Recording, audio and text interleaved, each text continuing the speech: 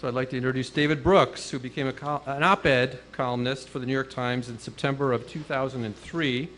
He has been a senior editor at the Weekly Standard, a contributing editor at Newsweek and the Atlantic Monthly, and worked at the Wall Street Journal for 9 years, which included positions as op-ed editor, editor of the book review section, and the journal's movie critic, which I didn't know.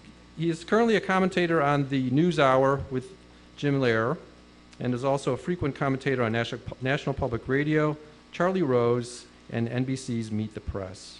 His distinguished history of contributions to publications include The New Yorker, The Washington Post, The Public Interest, The New Republic, and Commentary. He is the author of 3 books, including Bobos in Paradise, The New Upper Class and How They Got There, and most recently, The Social Animal, The Hidden Sources of Love, Character, and Achievement. He recently started teaching 2 undergraduate classes at Yale University and is a member of the American Academy of Arts and Sciences. Mr. Brooks was born in Toronto, Canada, and graduated from the University of Chicago with a degree in history. He lives in Washington, D.C. with his wife and 3 children, and we are very grateful to have him here today to offer his insights on what ails us. Thank you for being here, sir.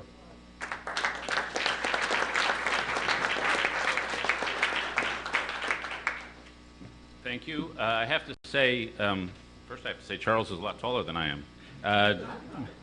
It's a pleasure to be here. The highlight of the session has already happened for me. It's all downhill. I got to meet a young cadet named KD over there who has read and even enjoyed my book. When that happens, when you have a student read and enjoy your book and maybe have an influence, there's nothing better, as I'm sure you know. So I will talk a little about national problems, but I want to do it from an ethical perspective. So I cover politicians, and politicians, as you know, are a strange breed. They have what I call logorrhea dementia, which is they talk so much they drive themselves insane. And as a result, we tend to blame our problems on the political class. And I actually don't. I think the political class has their problems, but I think there's been a shift in the culture, which is really at the foundation of some of our problems. And before I get into what that shift has been, at least my theory of it, I want to underline the fact that I never want to go back to the past. None of us would ever want to go back to the 1940s and 50s. We were a more racist country there then. We were a more sexist country. We were certainly a more boring country. And I think we were also a much more emotionally closed-off country. When you do research into people who were born around 1900, you just see a raft of people, especially daughters, who just did not have good relationships with their dads because the dads didn't know how to build a relationship. And so in many ways, this is a story of progress, but there's one thing I've lost, and I'm really going to talk about that. And so this story for me begins a couple of years ago. I'm driving home in D.C., and I'm listening to public radio. In D.C., we have a radio show on Sunday nights on WAMU at 88.5 called The Big Broadcast, which rebroadcasts old radio shows. And I happened to be driving home one night, and I heard a show called Command Performance. And Command Performance was a variety show that was broadcast out to the troops during World War II. And all the big stars were on it: Marlene Dietrich, Frank Sinatra, Bob Hope. And I happened to hear the show that was broadcast live on VJ Day 1945, just hours after the Japanese had announced their surrender. And the host that day was Bing Crosby. And Crosby gets out there and he says, this is obviously a great day for us. I guess, though, at the moment like this, you don't feel too proud. You just feel modest. You're just glad you got through it. And I was really struck by the tone of understatement in that opening statement at an awesome moment in history. But that tone of understatement was repeated again and again throughout the broadcast. And in the middle of the broadcast, Burgess Meredith, the character actor, which he had a long, distinguished career. A lot of people know him for Rocky. He was the manager. He gets up there and reads a passage from Ernie Pyle, the great war correspondent. And Pyle, who had actually died just before, wrote a column anticipating victory in the war. And Pyle wrote, "We won this war because our men are brave and because of many other things, because of Russia, England, and China, and the passage of time, and the gift of nature's materials. We did not win it because destiny created us better than all other people. I hope that in victory we are more grateful than proud." And so again, a tone of modesty. And so I get home, I turn on the TV, and I'm watching a football game, and I see a quarterback throw a pass to a wide receiver. He catches it, is tackled by a defensive back after a 2-yard gain. And the defensive back does what all professional athletes do in moments of supreme personal achievement. He does a victory dance in honor of himself. And it occurred to me I'd seen a bigger self-puffing victory dance after a 2-yard gain than I'd heard after winning World War II. And so this little contrast symbolized for me a shift in culture, a shift from a culture of self-effacement, which says I'm no better than anybody, but nobody's better than me, to a culture of self-expression. I'm pretty special. And so I began thinking about this shift, and was it just a shift in public manners? And it's true that manners have changed a lot since the 1940s. Bob Hope once joked that when he began his career, he could make any joke he wanted about ethnicity, but no jokes about sex. By the time he ended his career, he could make all the jokes he wanted about sex, but none about ethnicity. The essayist Joseph Epstein joked that when he was a kid, you went into the drugstore and you could buy cigarettes all around the drugstore, but you had to go behind the counter to get the condoms. Now you can buy condoms all around the drugstore, but you got to go behind the counter to get the cigarettes. And so this is a shift in public manners. In those days, they were just less self-expressive. They had a code of understatement, code of reticence, Joe Friday from Dragnet, less self-expression, no sympathy ribbons, nobody put window stickers with their university on the back. I remember covering George H.W. Bush's campaign, and the guy just hated to talk about himself.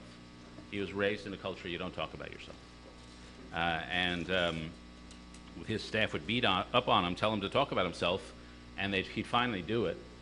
He's running for president. You have to talk about yourself. And his mom, who was still alive, would give him a call and say, "George, you're talking about yourself again." And he would shut up. My other favorite George Bush story, it's germane to this circumstance, is he was shot down, obviously, over the Pacific. He's floating in the water, and during the middle of the campaign, he's asked, "What were you thinking about when you were floating in the Pacific?" And he says, "Well, I was thinking about God." And then the little political thing switched on in his head. And then he says, "I was thinking about God and the separation between church and state." So that's how politicians think, uh-oh. So that was a code of reticence. Of the 23 men who served in Dwight Eisenhower's cabinet, one wrote a memoir. By the time we get to Reagan, more than half are writing memoirs now. And so that's manners. But I decided it's not just manners that represents this cultural shift. It's also a change in deep moral values. And there was a code, I think, that was more common then, though not universal, and is less common now, though not forgotten. And that code has to do with an awareness of sin, a concept that I have trouble getting my students to understand what it is. And it has a code of turning weakness into strength, of starting from your own self with an awareness of weakness, and how do I turn my weakness into strength? And that code, I just collected some of the ideas that I think are in that code. One, that human beings are divided, broken creatures. As Augustine said, we want what we should not want, we do what we should not do. We want to do one thing, we do another.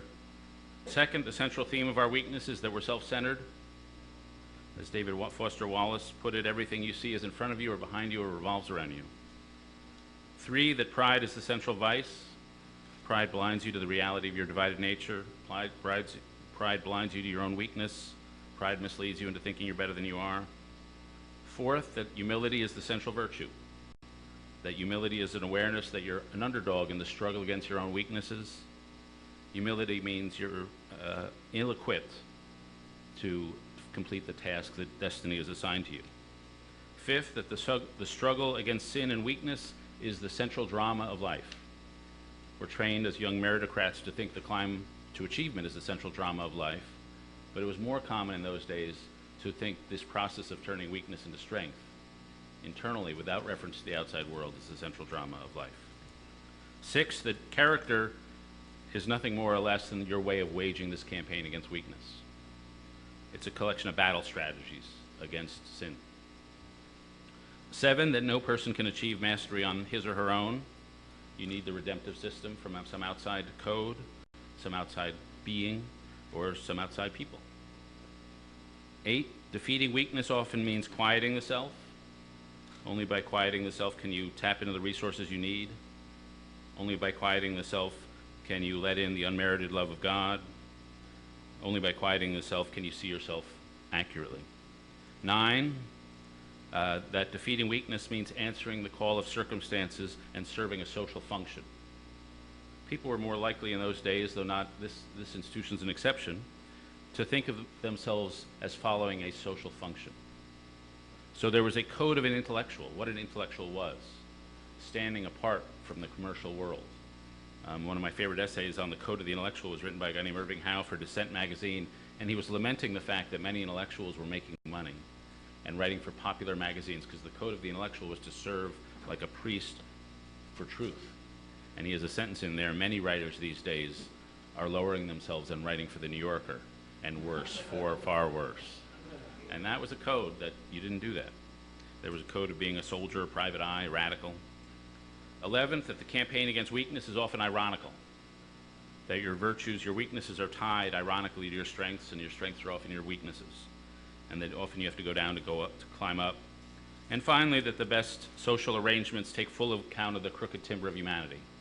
They're built around our flawed natures, capitalism, built around self-interest, democracy, built around our own factionalism. And so these seem to be principles that are floating in the air, which are actually visible in the concrete lives of individuals. So at the moment, command performance aired. Obviously the commander of forces in Europe was Dwight Eisenhower. And when Eisenhower was about 8 or 9, he wanted to go out trick-or-treating with his brothers, his 4 other brothers. And his mom wouldn't let him because he was too young, and in those days trick-or-treating was a rougher business, more like mischief night. And he threw a temper tantrum, and he punched the tree in his front yard. And he punched it so much that the skin was worn off his knuckles. And Mom sent him to his room, had him cry for an hour, and finally came up to the room and said to him a verse, which he remembered, and that was, he that conquereth his own soul is greater than he who taketh a city. And 76 years later, when he wrote the memoir, he said that conversation was the most consequential of his life, because it taught him that he had a problem within himself and that he would have to struggle against it. And that is taking your weakness, in this case his rage, and struggling to turn it into something positive, to turn it into a strength. And that guided him through his career, and it even guided him through his presidency. I think the glorious moment of the Eisenhower presidency comes at the very end. JFK gives this historic inaugural speech, Ask Not, which is a thrusting speech filled with grand ambitions. We'll eradicate disease, we'll create a new endeavor, a new world of law, we'll eliminate poverty, pay any price, bear any burden, meet any hardship. It's like all out. 3 days before, Eisenhower gives his farewell address, which is famous for the military-industrial complex. Not that there's anything wrong with that here, but is more marked by a different thing than what Kennedy was talking about. Because of Eisenhower's awareness of his own weakness, it was a speech about self-restraint, a speech about balance, balancing private and public, the future and the present, the essential things we need and the things we want. It's about self-restraint. And so that's a form of somebody who took that awareness of his own weakness and really built a life around it. Marshall, a little the same. George Marshall was obviously head of the military then. And he was someone who was fiercely ambitious, but in order to counteract it, decided he would never advocate for himself. And my favorite, our Marshall story, I'm sure everybody in this room knows it, occurs about 1943 or so when Roosevelt's coming around to name the commander for Operation Overlord. And Marshall desperately wants the job because of the significance of that job. And Roosevelt calls him into the Oval Office and says, General Marshall, would you like to command Operation Overlord? And Marshall, instead of saying, yes, sir, I'd love to do that, says, my personal opinion should have no bearing on your decision. And Roosevelt asks him 3 more times, and each time Marshall says, no, you make the decision that's right for you. Do not think about what's right for me.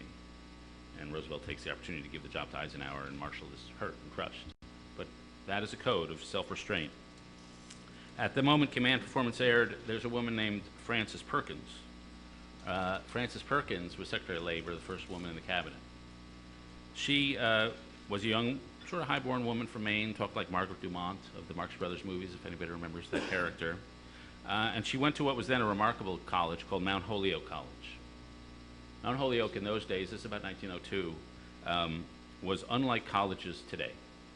And I'm going to read you some of the codes and regulations that would strike college students everywhere, but the institutions you represent as ridiculous. Here's the Mount Holyoke Code. Freshmen should keep a respectful silence in the presence of sophomores. Freshmen meeting a sophomore on campus should bow respectfully. No freshman shall wear a long skirt or high hair on head before the mid-year examinations. So that's actually not so different than what happens here, but believe me, well, maybe the bowing part, but it's very different than what happens where I teach now. But they had also this concept that weakness leads to strength. And so Perkins was good verbally, and her teachers noticed that she could get by on her glibness, and so they did two things. One, they made her take Latin for 2 years, so she couldn't be glib. And two, they said, your job in college is not to major in what you're good at, it's to major in what you're bad at, because you got to fix this weakness. And they had her major in science, which was her worst subject. And that, again, was turning weakness into a strength. And so she goes out into the world. She works at Hull House, Jane Addams' Hull House. And then she's in New York in 1911 having tea at Washington Square Park. If you guys know Washington Square Park, there's a series of brownstones on the north side of the park. And she's having tea. She hears a commotion, and she rushes outside, and she looks to her left with the other ladies, and she sees a fire, and she rushes over to it. And she has stumbled upon the Triangle Shirtwaist Factory fire. And as she's rushing up to the building, she sees what she thinks are the factory workers throwing bundles of clothing out of the windows. But in fact, it's the workers leaping to their deaths to avoid being burned to death. And she watches 47 people leap to their deaths. One lady gives a speech that nobody can hear because of the noise of the flame and then leaps. Somebody opens up their purse and throws money to the crowd and then leaps. One guy carries a woman over the threshold of the window, sort of helping her out, holds her out to space and drops her, does it with a second, does it with a third, and then the fourth woman is his girlfriend. Apparently they have a long kiss and an embrace, and then he drops her, and then he himself goes over. And she sees this, and is already a social worker, but rededicates herself to the cause of worker safety. And she becomes a lobbyist for what we would call an NGO in Albany in the 1920s. But she's a young woman lobbying in the 1920s in Albany among state legislators, and no one's taking her seriously. So she keeps, while she's up there, a folder of thoughts called Notes on the Male Mind. And she describes in one of these notes, she's with a Tammany Hall pal who's upset with how corrupt he has to be to survive. And he says to her, you know, a man's got a mother, you know. And she realizes that even Tammany Hall politicians love their mother. And so she decides to remind them of their mothers. And she says, they'll listen to me if they think I'm their mother. So she's like 28, 29. She wears her hair like an old lady. She dresses in gray frumpy clothes, pearl necklace, old-fashioned tri-corner hat. And she earns the nickname Mother Perkins and turns the weakness of her femininity into a strength. And becomes an effective lobbyist. And then Roosevelt hires her when he's governor and then hires her again when he's president. And she understands the strength of Roosevelt and the weaknesses. I highly recommend her book on Roosevelt called The Roosevelt I Knew, one of the best portraits of Roosevelt. One thing she understood about him was that he lied. He was slippery. And so when she would go into the Oval Office with a decision memo, she would not only go in with a decision, you got to make this decision, she would come in with a piece of paper. And she would say, I'm presenting you with 4 options, Mr. President. Which one do you want? He would look at the paper. He would say, I'd like option B. And she said, are you sure option B? And he would say, yes. Okay, would you please initial here, option B? And then she'd make him repeat it. So she had him firmly committed, so he couldn't tell the next person, no, I'm going with option C. And that's an awareness of weakness. And so those things I think were more common then than now. And I would say things shifted. And I was surprised looking back at the history of when the culture began to shift. Because the conventional story is that the culture, American culture, was sort of conformist in the 50s and shifted in the 60s. And that was the big cultural watershed in recent American history. But if you go back and look at the bestseller list, just after World War II, and I mean months after World War II, there is a whole series of books with the same theme. Books called Mature Mind and things like this. These are books with the theme is, we have been deluded into thinking that human beings are sinful natures. But we have to get over that. And in the Mature Mind, this book, they have a new 10 commandments. I will learn to trust myself. I will respect myself. I will do what I want, which is actually not the original 10 commandments. And this book is on the #1 on the New York Times bestseller list for 56 straight weeks. It's followed by another book with very similar theme on the New York Times bestseller list for 30 weeks. That's followed by Dr. Benjamin Spock's The Power of Positive Thinking. Put aside those old views of human nature, be positive. That's on the New York Times #1 on the New York Times bestseller list for 98 weeks, which is the all-time record. That's followed by Dr. Benjamin Spock's child-rearing book, which also has a very positive view of human nature, which says that if your child steals something, you should buy him a present of the thing he stole and give it to him, and explain to him that his desires are legitimate, but next time he should ask. And so I would say that's a reasonably positive view of human nature. And so what sort of happened, they had been through the horror of World War II, the Holocaust, and instead of being obsessed with the horror of man and the killing, they said, we're turning the page, we're putting that all behind us. Then that was followed very quickly thereafter by the rise of humanistic psychology, Carl Rogers, which was all about self-actualization. You can trust yourself. There's no such thing as sin. And then that was followed in the 60s by a continuing loss of self-restraint. It was followed by the personalization of the internet. And when I look at the internet, I see most of the alarms about the internet are overblown. It's not ruining friendships or anything like that. The two effects it has are, one, it hurts attention span, and two, you can build a personal world about yourself with the internet without having to see people unlike you. And then finally, I think the most recent and the current social trend, or trend in the culture, which is a rise of empiricism. And so I'm teaching 2 courses at Yale, and I would say my students have a deep suspicion of anything they can't quantify. I would say they have a deep suspicion of any category that can't be captured in market categories. So they're infused with words like human capital, opportunity costs, and they think in very utilitarian terms, and I would say have not been trained to think in moral and ethical terms, and have trouble and suspicion with those vague abstractions. And so flee to data. And so we've lived in a different culture than we did in the 1940s, and it's evident if you go to commencement. I don't know what commencements are like here. I imagine they're rather different, but if you go to I was going to say secular university, however you say the non-military academies,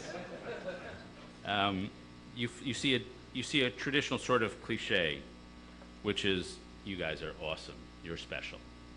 So Ellen DeGeneres in 2009 in Tulane said, my advice to you is to be true to yourself and everything will be fine. Celebrity chef Maria Batali, follow your own truth, expressed consistently by you yourself. Anna Quinlan, my former colleague, honor your character, your intellect, your inclination, and yes, your soul, by listening to its clean, clear voice instead of following the muddied messages of a timid world. So back in the culture of self-effacement, there was a natural distrust of the self and a natural trust of institutions outside the self. If you look at the commencements, you see a natural trust of the self and distrust of institutions outside the self. And this carries over into our moral life. If you look at the great moral philosophies of the current day, like Elizabeth Gilbert's book, Eat, Pray, Love, and I'm the only man on earth who's actually finished this book, she writes, you have every right to cherry pick when it comes to moving your spirit and finding peace in God. You take whatever works from wherever you can find it, and you keep moving toward their light. Her definition of God is, my own voice from within my own self. God dwells within you as you yourself, exactly the way you are. And this concept that God is you exactly the way you are is not an actual biblical concept. The #1 bestseller of the current day for the last 20 years is a book by Dr. Seuss called the Places You'll Go, a common graduation gift, 178 weeks on the bestseller list. You have brains in your head, you have feet in your shoes, you can steer yourself any direction you choose. The word you appears in a tiny little book 90 times, and it's trust yourself. And so this is a shift, and it's a shift that's measurable. In 1950, the Gallup organization asked high school seniors, are you a very important person? In 1950, 12% said yes. They asked again in 2005, and it wasn't 12% who said yes, it was 80% that said yes. I'm a very important person. American math scores are now 25th in the world. If you ask Americans, are you really good at math? We are #1 in the world in thinking we're really good at math. The people who think they're worst in math in the world are the South Koreans, who are in fact the best at math. Scientists have a study they call the narcissism test, where they give people statements and they say, does this apply to you? And those statements are things like, I like to be the center of attention because I'm extraordinary, somebody should write a biography about me, and the median narcissism score has risen 30% in the last 2 decades. Along with this has gone a great desire for fame. Fame used to be not desired in American life. Now it's usually among the top 2 or 3 things people want out of life, according to the UCLA freshman surveys. So a series of junior high school students, would you rather be around a celebrity? Would you rather be Justin Bieber's personal assistant or president of Harvard? And of course, by 3 to 1, they'd rather be Justin Bieber's personal assistant. Though to be fair, I asked the president of Harvard, and she would rather be Justin Bieber's personal assistant. We're at a moment of high self-esteem. It will shock no one in this class to learn that 96% of college professors believe they have above-average teaching skills. Time magazine asked Americans, are you in the top 1% of earners? 19% of Americans are in the top 1% of earners. And so there's been a shift. We've told the generation how special they are, and they believed us. And this shift has produced, I think, some real-world effects. 1, consumption. If you think you're reasonably special, you're going to want to spend on yourself in a manner that befits your station. And so personal consumption was like this for about 7 decades, and then it begins to shoot up in 1970. So personal debt as a percentage of GDP is 43% of GDP decade after decade. It shoots up in the course of the next 30 years from 43% to 133%, and hence the fiscal crisis. Risk, if you think you're modest in your own awareness, you're going to be risk averse. What we saw on Wall Street a few years ago was the opposite of that.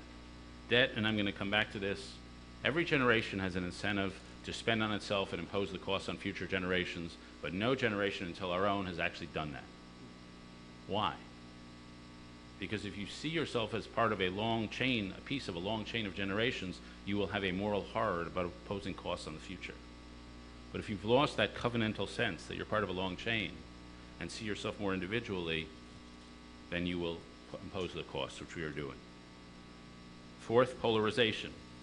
If you think your grasp of the truth is modest and then you realize you need people who disagree with you to correct your own imperfect understandings.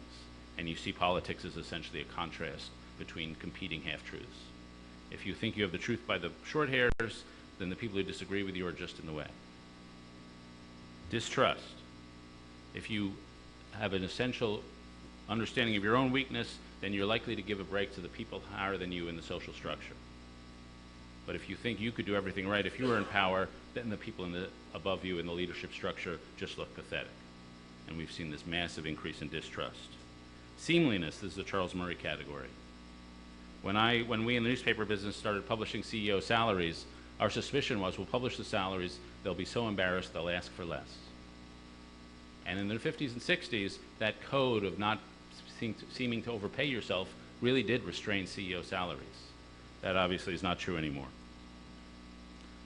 Finally, I'll just mention one of the professors I saw today was talking about him, Christian Smith, moral inarticulateness.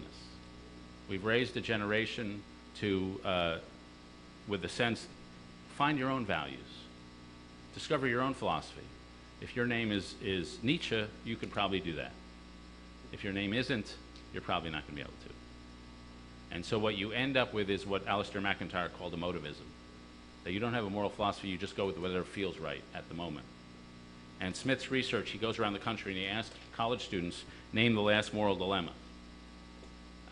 And they can't name a moral dilemma. 2/3 cannot name a moral dilemma. They say, well, I pulled into a parking space, I didn't have quarters. And he says, well, that's unfortunate. That's actually not a moral dilemma. And she says they're not bad people. They just haven't been given a vocabulary to think about morality. And so again, I emphasize we wouldn't want to go back to the days of command performance and Francis Perkins and Marshall and Eisenhower. But they did have a code.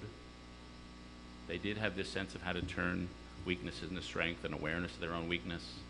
And we've improved in many ways, but we've deteriorated in that one. And I do think that's the foundation of our public debt problem, which I think is the essential problem. And so I don't blame the politicians. I think it's a product of a cultural shift. Now, overall, I think the country, making the divisions that I'm sure Charles talked about, is in decent cultural shape. If you look at the social indicators, they're all pointing in the right direction. And I think the country is still the country. Tocqueville came here in the 1830s. The country he recognized is still our country. And that essential American zeitgeist is still the zeitgeist that will save us in the end. And I always say, if you want to understand the true American character, go to Home Depot and watch an American man buy a barbecue grill, because that's when he's most emotionally exposed. And he goes into the barbecue grill, he goes into the store, he picks the biggest 942-inch grill surface barbecue grill in case he gets the urge to roast a bison. Goes out, buys the Weber Genesis grill, because an American makes sense the name of barbecue grill after a book in the Bible. That seems normal. Goes out, takes it to his Yukon XL in the big box mall out there. You got your PetSmart over here, your Petco over here, your Walmart over here, and then my favorite store over here, which is the Price Club, the Costco, which is like Walmart on acid.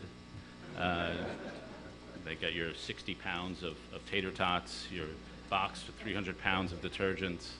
I always go to these stores thinking, you know, who comes here shopping for condoms? Because the quantities are so gigantic. And so that's ultimately the thought I'll leave you with. There are a lot of optimists in America. And we have some cultural problems, but they will save us in the end. So thank you.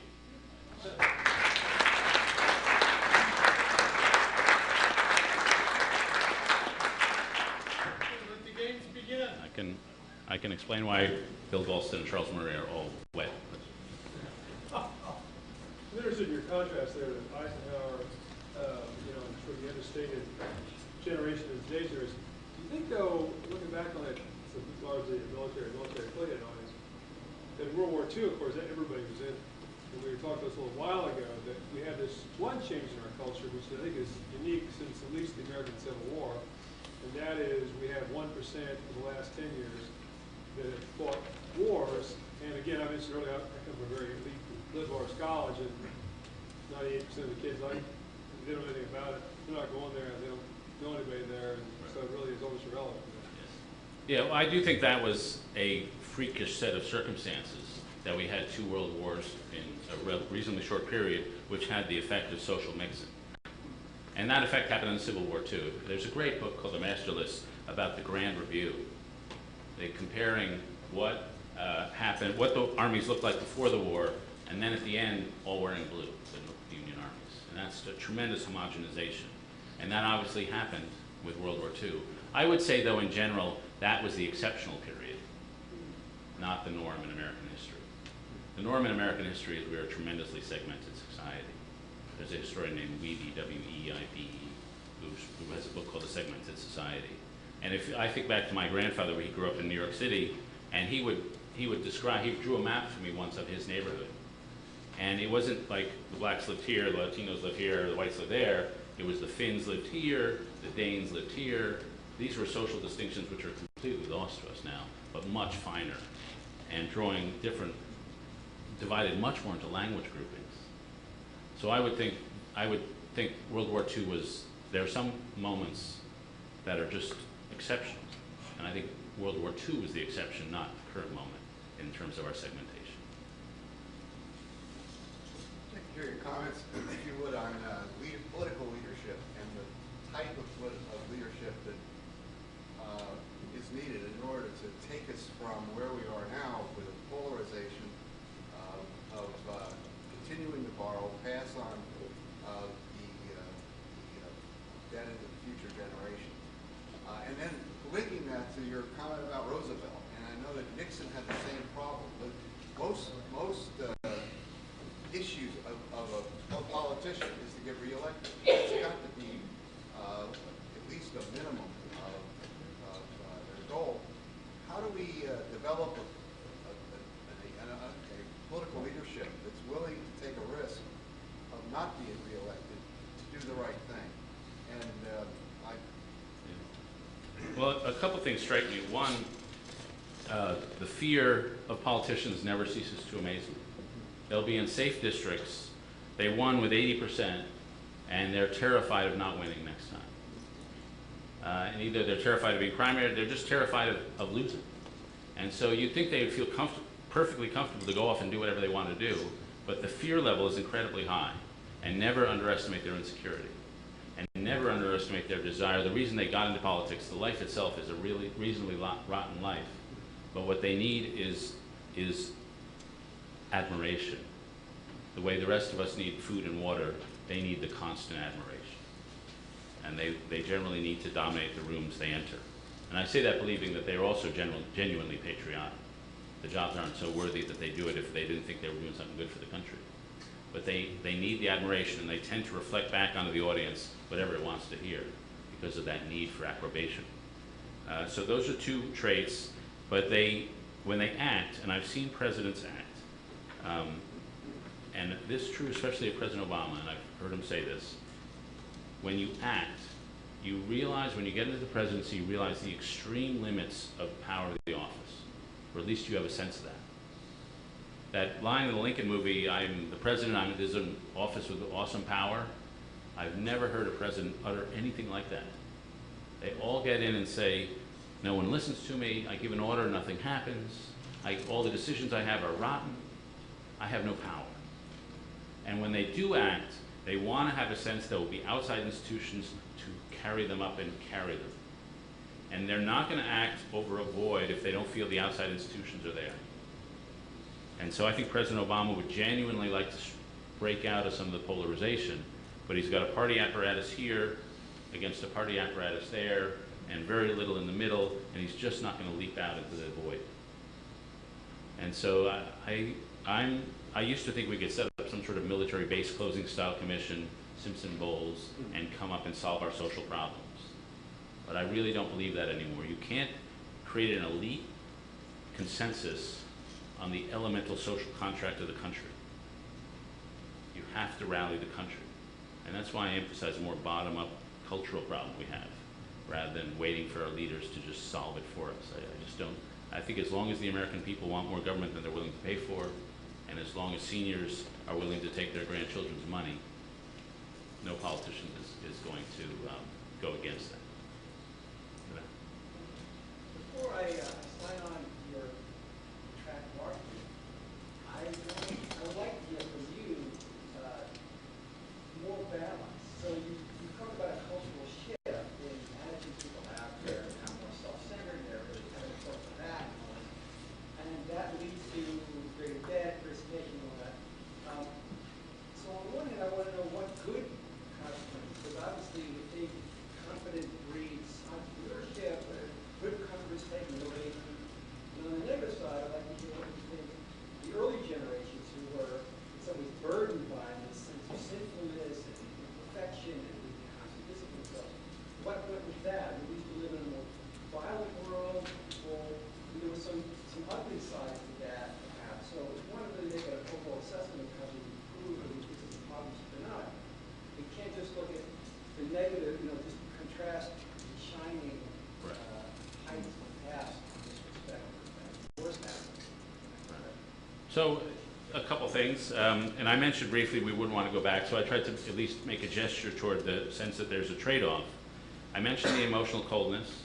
I would say there was a willing to, as out of distrust for self, there was a willingness to allow yourself to be subsumed by organizations in ways that were admirable and in ways that were just numbing.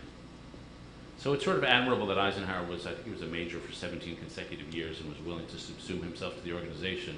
But there is a reason people in the 50s and 60s complained about the organization man and were so hyped up about conformity.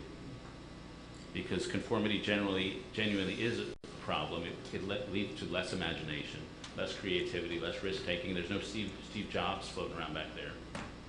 And so I'd say the two major gains are we have become much more dynamic, much more risk-taking, and I really do think much more emotionally tender.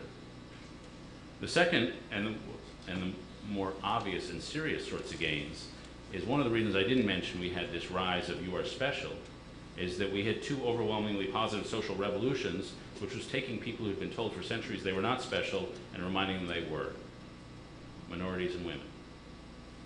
And so the civil rights movement and the feminist movements were largely about taking people who had been inculcated with lack of confidence and giving them some sense of confidence, and that was absolutely necessary. And so if you go back to Betty Friedan, I mentioned Carl Rogers, the humanist psychologist. Carl Rogers is a big figure in the feminist mystique. And Gloria Steinem writes a book called Self-Esteem. And so these are indisputably positive developments. And that the "you are sin" for minorities and women said, "you're a supporter." And so those are positive developments. Do I think we should therefore say, oh, we're better off now? No, I think we should say, let's harvest the gains we've already had. But if you don't have some awareness of weakness, if you don't have some awareness of sense of modesty, if you don't have a formula for taking weakness and turning it into strength, then you'll probably be an arrogant leader. You'll probably overestimate your own cognitive abilities. You'll probably have no moral vocabulary to talk about character.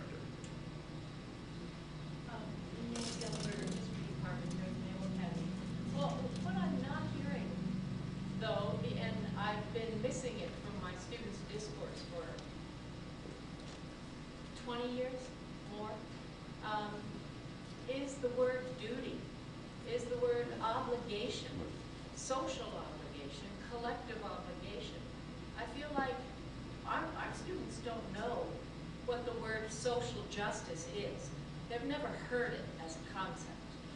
And I think for 30 years we've been missing those concepts of duty and justice and obligation to others as a collective, not just as something I individually choose to do because it's my form of self-expression. Right. So I mentioned Frances Perkins, and I, for space, cut out a little passage I was going to have on Dorothy Day. And so let's just stick with Frances Perkins. So she goes and sees the Triangle Shirtwaist Factory. The question for her is not, what do I want to do with my life? The question is, this thing is happening in front of me. I've been assigned by history to take on this task. And so it would be more the language of a calling, which I think is a language that's more or less absent today. And this would have been a very, very common phrase, what are you called to do? And that's, the motive force is something that's outside yourself. Another figure at the time was Viktor Frankl, who was a German Jew or European Jew, goes to the concentration camps and said, hey, this wasn't the life I chose for myself, but this is what history assigned to me, and he became a psychologist studying pain. And he writes, pain became a problem upon which I did not want to turn my back.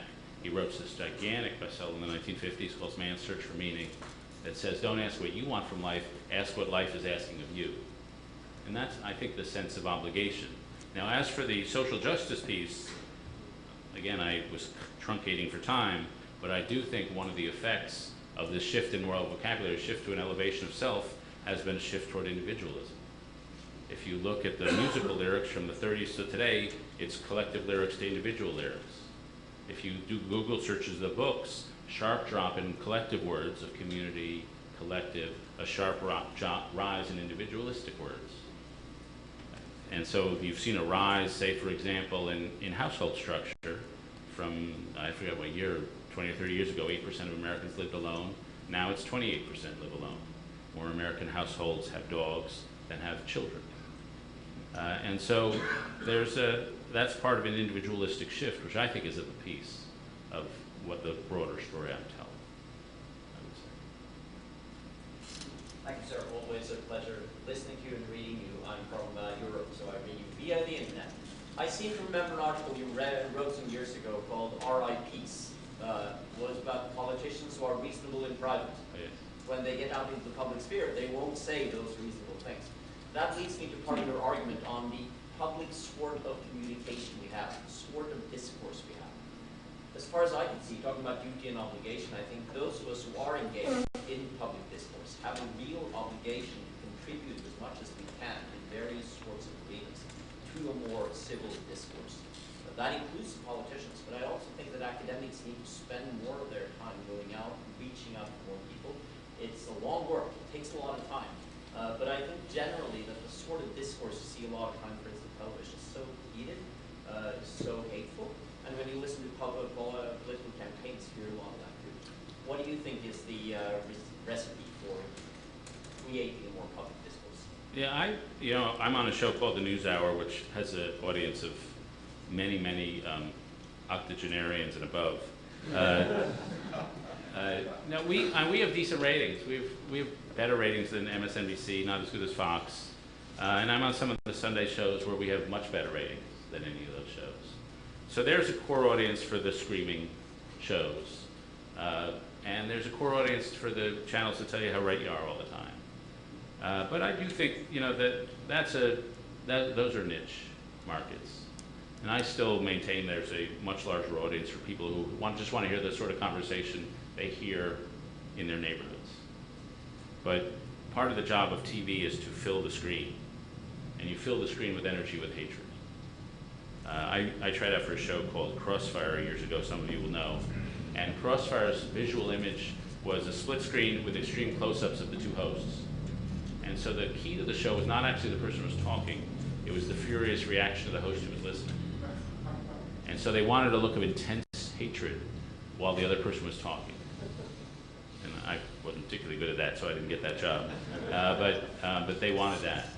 But it seems to me, just quickly in the academic session, I was fortunate enough to spend the day visiting some classes and talking to some people today. As you can tell from my remarks, I think one of the ways to communicate values is through exemplars, that we imitate biography. But I was struck by the method that seems more common here, which is case studies. And showing, I guess, Navy people in certain circumstances and then having a discussion about the difficult decision. And I'm struck by these two methods of thinking about how to communicate values. And one, I guess one is biblical and the other is the Harvard Business School. You can decide which is higher. But it seems to me that an advantage of the case study method is it does encourage the acceptance of difficult problems. And that's sort of the core. Sir?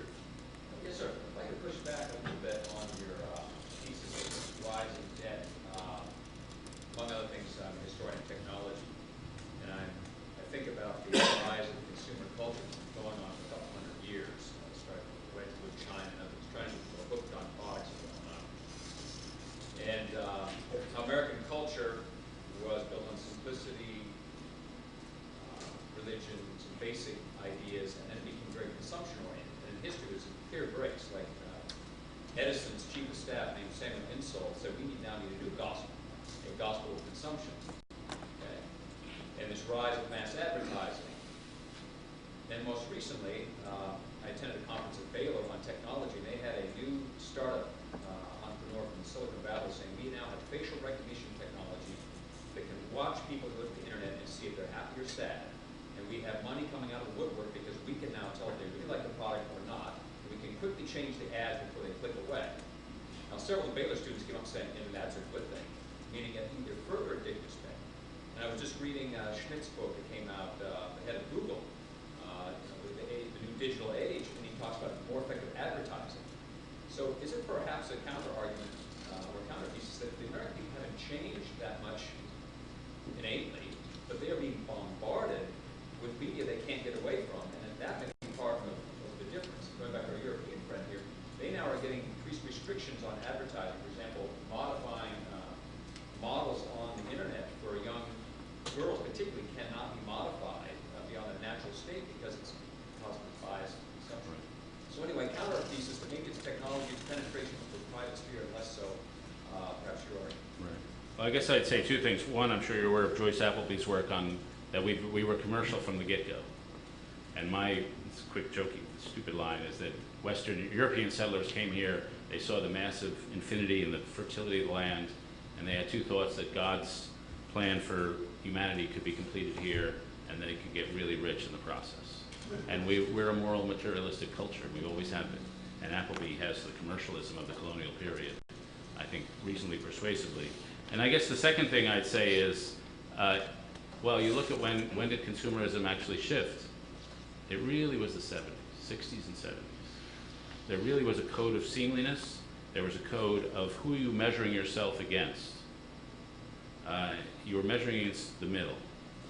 And then it shifted and you're measuring yourself against the top. And occasionally you'll see remnants of this code.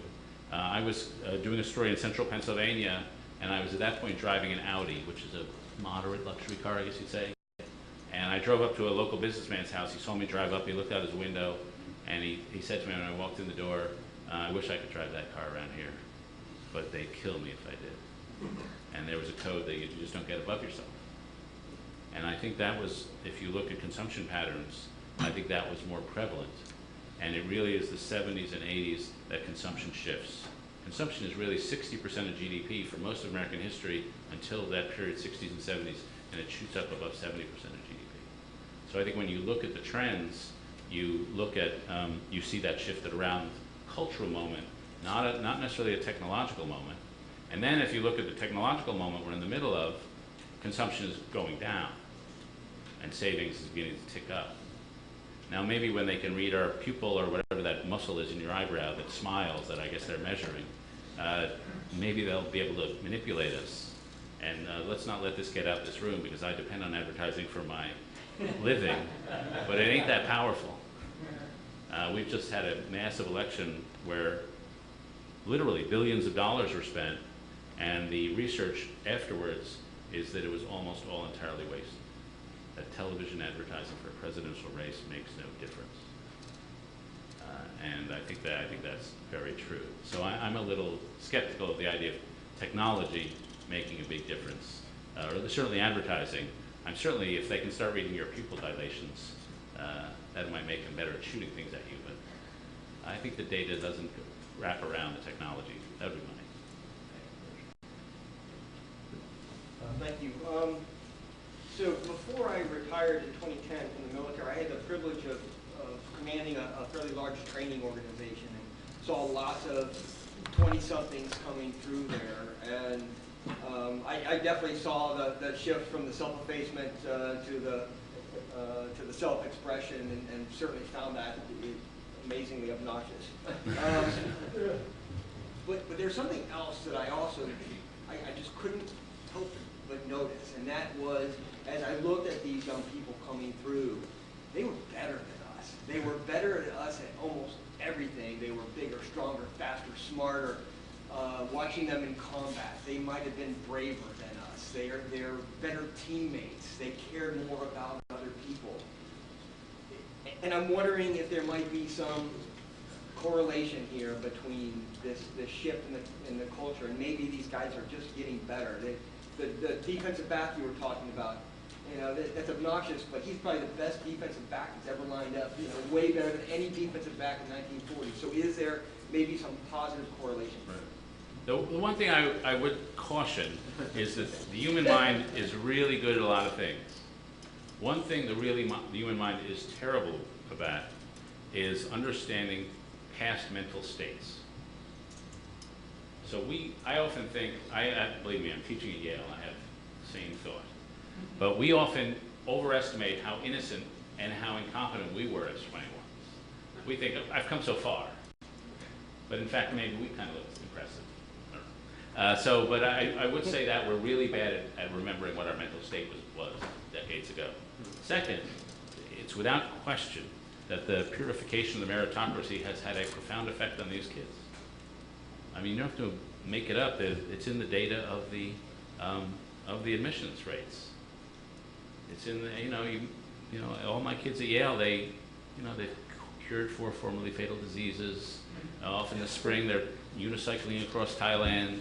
They're starting 8 companies. And then in class, they really, they dazzle me. It's like they're having a discussion about Kierkegaard.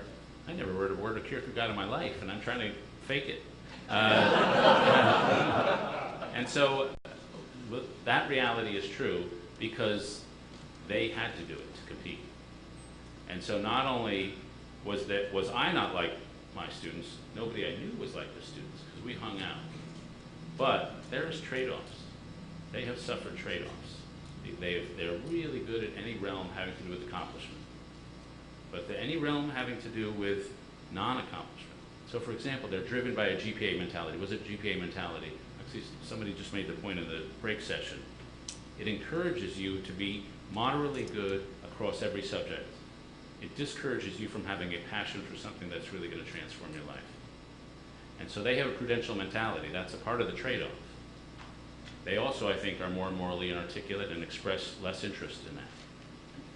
They have trouble thinking outside the categories of the market, like I said. So I don't dispute that they are, in some spheres, remarkably talented and dazzling. But some people ask me, why do you go to Yale and teach privileged kids? And financially they're privileged, intellectually they're privileged, their future lives are privileged. I'm not sure they're that spiritually privileged. I'm not sure they're better, and they may be a little worse than people from some other places. And so I think there have been trade-offs involved in their awesome achievement. Got time for one more, sir. Okay, in the back. I studied Marine Corps culture in the 40s and 50s, and I'm completely persuaded by your argument.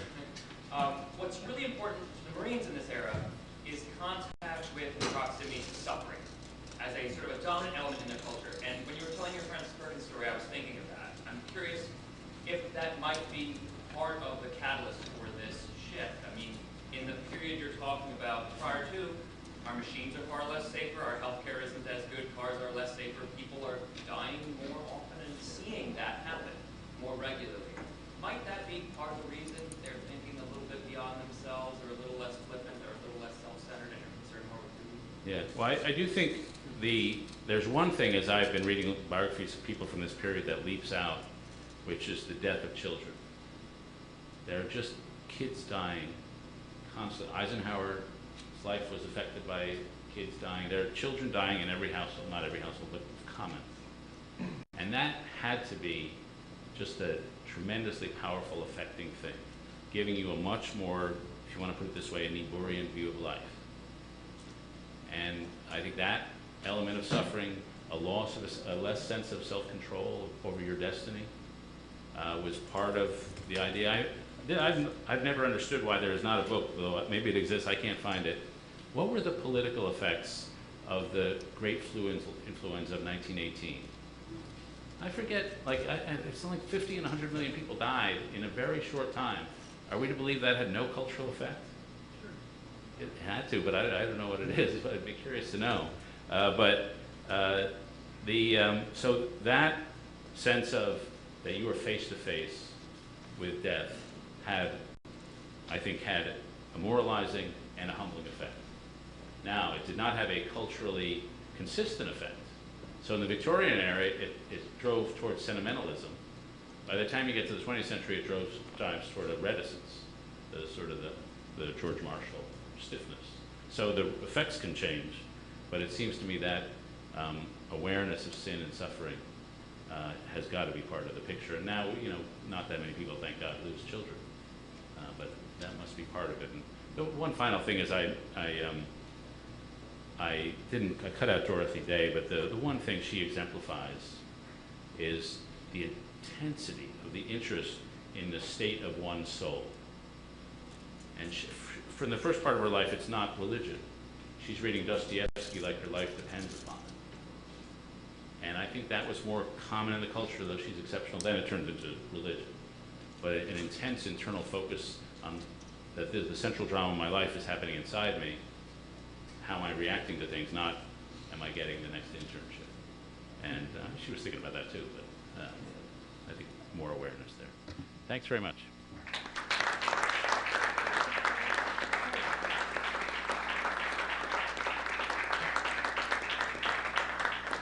And as you mentioned, Mr. Brooks, you spent a full day here today kind of touring the academy, getting to sit in on some classes and everything, and we really appreciate you culminating day one with some unbelievable thought-provoking points. And we're about to go to a little social. I'm not sure what your schedule bears, but if you want to put icing on the great cake today, you can come on over and open your soul to to a lot of folks with a beer in their hand, possibly.